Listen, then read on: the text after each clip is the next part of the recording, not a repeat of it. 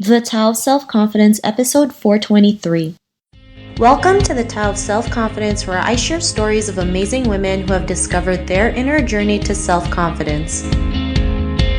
Visit our website at thetaoofselfconfidence.com. Your inner journey to self-confidence awaits. Well, hello, friend. Welcome to the Tao of Self-Confidence, where I share stories of amazing women who have discovered their inner journey to self-confidence. I'm your host today, Sheena Yap Chan, and today I have an amazing lady on the show today. She is a fashion, beauty, and lifestyle blogger, and I'm really excited to have her on to share her story with us on self-confidence. So without further ado, I'm going to introduce you to Rachel Vogt. Hi, Rachel. How are you today? Maybe you can fill in a little bit more about yourself to our listeners. I'm a Californian girl here. I just love fashion, beauty, and I just want to share, a little bit of that with people. And so I start blogging, and that's how I got here, I guess. Awesome. Well, thanks for sharing that. And Rachel, what's your cultural background? I am Vietnamese, part French. I grew up here in California. Awesome. Well, thanks for sharing that. And what would be your favorite self-confidence quote? I think I have a few of them, actually. Let me think. One of my favorite ones probably be confident is the ability to feel beautiful without needing someone to tell you.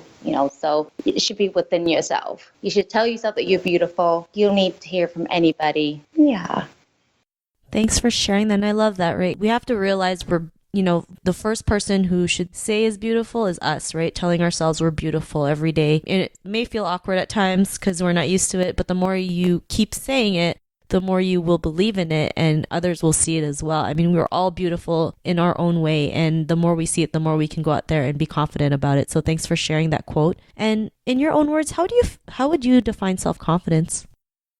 To me, it's like, if you're confident, you should feel like you're how should I explain it? Like we talked about earlier already about like loving yourself, feeling beautiful, and with that there shouldn't be like any room of being like comparing yourself with anyone else or being jealous of what other people have and compared to what you have. Learn to enjoy what you have, and from there you appreciate things a lot differently. Because we're all born in different families and, different culture, different background, different skin color, but we can't just sit there and like, why can't I have this? Why can't I have that? And just be confident in that way. But, because everyone, people that love you, they love you for you, not for what you have. And be able to, show them that, you know to love yourself, and they should love you just for that. Thanks for sharing that. And I love how you mentioned, just enjoy who you are. I think we just forget to enjoy being our true selves, right? Because like you mentioned, we fear people might laugh at us, or we're great at comparing ourselves, not realizing like we're more than enough to go out there and be the person that we want to be. So thanks for sharing that great definition. And Rachel, what was your life like before your discovery of self-confidence?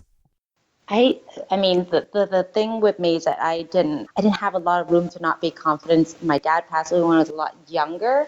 So I kind of just had to like fight my way through life and, telling myself certain things, you can do it. There's no room for failure for me. So I think that's pretty much since I was young. And, prior to that, then, I was living life, didn't know what I was doing, kind of a little bit like a lost soul. But when, family situation happened, life just kind of like put me into place.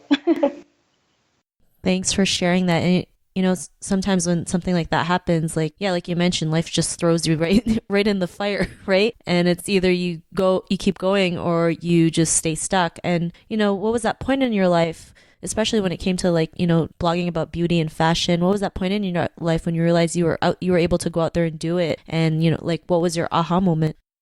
That's all thanks to like friends and family. Everyone just kind of like encouraged me to do something about this, just because, they come to me for questions and asking me this kind of, what should they wear? What should they do, when they travel and things like that. So I've constantly just like, and I love to share when I have any information. So everyone's like, why don't you do something about it? And that's when I guess this kind of all started. I mean, it's kind of started as a hobby, and now it turned into a little bit of something else. But yeah, just kind of thanks to friends and family.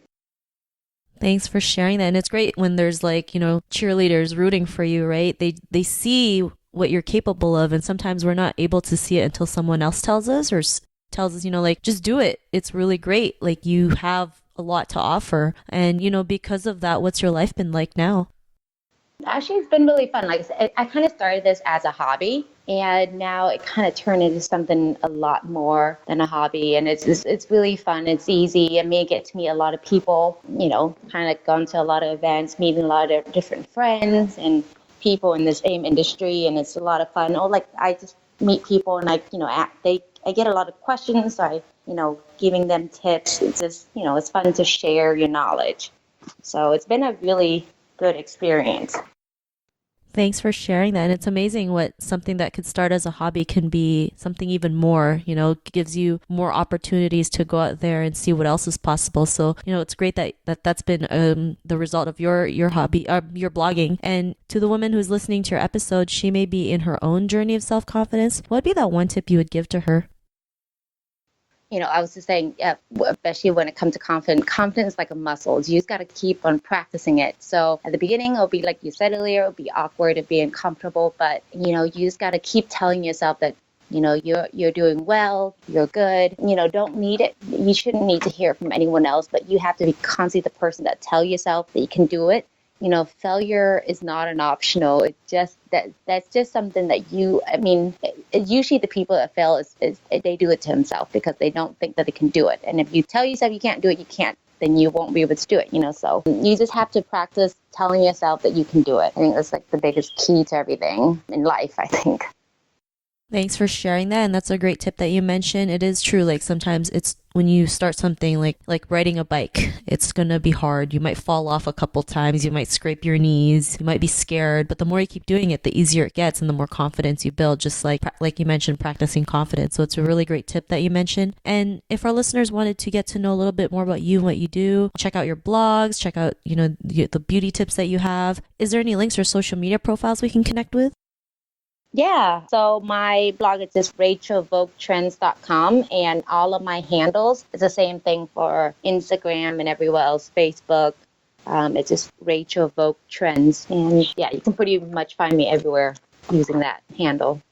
Awesome. Well, thanks for sharing that. And to our listeners, if you want to connect with Rachel, you can also head on over to thetaoofselfconfidence.com and search for Rachel's name. Her show notes will pop up along with everything else we talked about. And I just really want to thank Rachel today for taking the time to share her story and tips with us on self-confidence. So thank you so much, Rachel.